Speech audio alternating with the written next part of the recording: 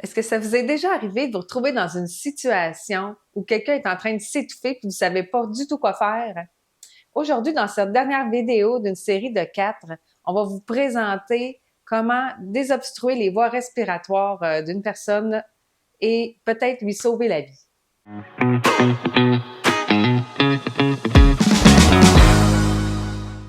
Je m'appelle Valérie et je suis formatrice en RCA depuis maintenant 5 ans. Je m'appelle Amélie, je suis massothérapeute et on est les fondatrices de Massage Massage. Nous, ce qu'on veut, c'est vous encourager à profiter des bienfaits de la massothérapie, mais aussi à prendre soin de votre santé, autant de votre santé physique que de votre santé mentale. Aujourd'hui, dans le cadre de notre 4e vidéo, je vais vous montrer comment faire si vous vous trouvez en présence d'une personne qui est obstruée, donc ses voies respiratoires ne fonctionnent pas. Donc, avant tout, je veux vous parler qu'il y a 2 façons d'être obstrué. La première façon, c'est partiellement. Donc, être obstrué partiellement, la personne va tousser. Donc, tant aussi longtemps que la personne tousse, on va encourager la personne à tousser parce que c'est la façon la plus efficace pour se désobstruer. Si la personne est obstruée complètement, là, il n'y aura plus d'air qui va passer, puis la personne, elle va se mettre les mains au niveau du cou, puis elle va venir rouge, puis éventuellement, si elle n'est pas obstruée, elle va venir tous bleutée. Donc, à ce moment-là, là, on peut réagir et on peut faire la méthode de Heimlich. Donc, je vais vous montrer comment faire la méthode de Heimlich sur Amélie ici. Donc, quand la personne va s'étouffer, ce qu'on va faire, c'est qu'on va venir s'installer derrière la personne et puis on va faire en sorte d'ouvrir ses jambes un peu pour qu'on puisse mettre un de nos pieds entre ses jambes et on va mettre notre pied derrière.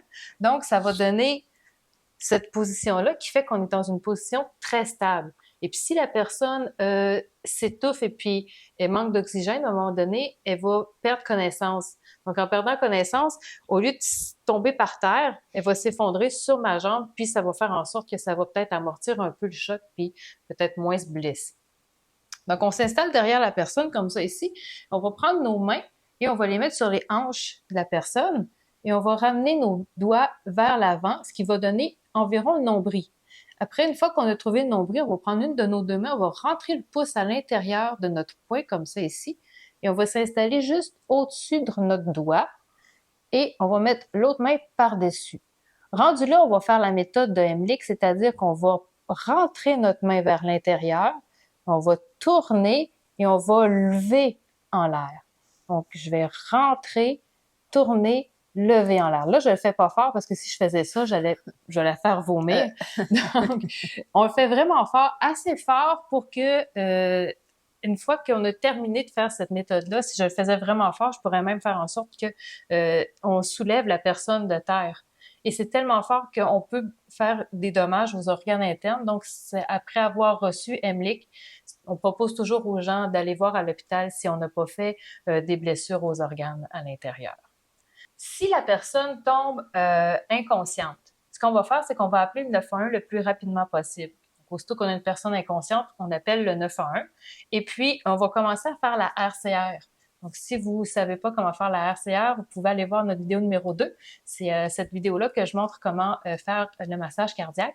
Donc, on va entreprendre le massage cardiaque, mais toujours vérifier avant de donner de l'air à la personne, toujours vérifier dans la bouche si on voit le morceau qui obstruait, parce que ça se peut que le morceau sorte en faisant le massage cardiaque.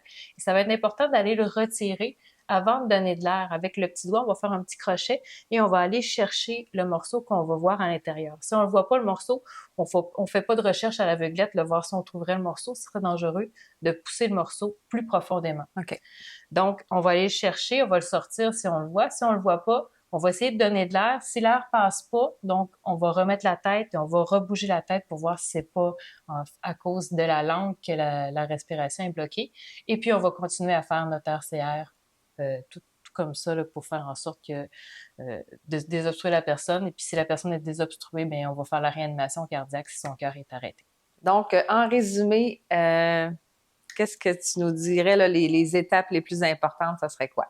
Bien, première chose, ça va être de voir si la personne est obstruée partiellement ou totalement. OK. Si la personne est obstruée totalement, on va s'installer derrière elle, faire la position dans laquelle on est stable, mettre notre jambe à l'intérieur des 2 jambes de la personne. On va mettre nos mains sur les hanches, on va ramener nos doigts devant, trouver le nombril, on va rentrer notre pouce à l'intérieur de notre poing, s'installer par-dessus, mettre notre autre main et faire le J. Donc, on fait comme ça ici pour pouvoir pousser sur les poumons pour que c'est l'air qui bloque puisse aller pousser sur l'objet pour désobstruer la personne. Si la personne tombe inconsciente, 911 et on embarque immédiatement dans la RCA. Alors, si vous avez aimé notre vidéo, on vous invite à cliquer j'aime et à le partager. Si vous avez envie de prendre soin de vous au quotidien, j'ai créé une vidéo. Ça s'appelle « Comment diminuer vos douleurs pour de bon » et vous pouvez télécharger le lien gratuitement sous la vidéo.